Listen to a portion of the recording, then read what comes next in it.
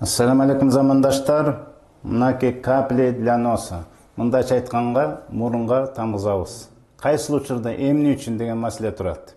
Биз билебиз, илгери Оксалинова мазь деген чыкты эле, ал эмне кайсы бир грипп болсоң, вирус болсо, ошол грипптен, вирустан, микробтон сактайт деп шонот элек, эми ал иштебей калган, ал жарабайт.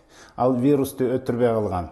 Мына жаңы биздин ойлоп тапканыбыз жакшы оливкага ачытылган кристалхин тимин бар. Мына ушу бүгүнкү өзгөчө коронавирус убагында шубанып, тамгысып жүргүлө. Бардык микробторду өтүрөт. Мынакей ачтык. Ачып бул запечатанный турган немесин. Индивидуально колдоно турган болсоңор, мынакей мен эки тамбыстым, мына мурдума апардым дагы тереңирээк киргиздим. Дагы эки тамгы тереңирээк киргиздим. Эмне дегенде гаймаровая пазуха деп коет.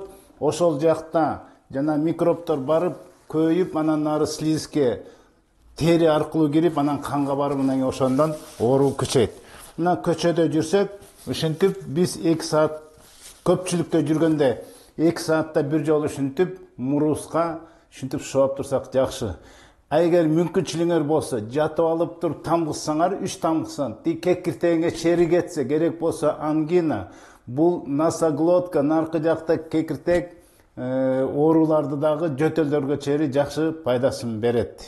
Оорубагыла. Ассаламу алейкум.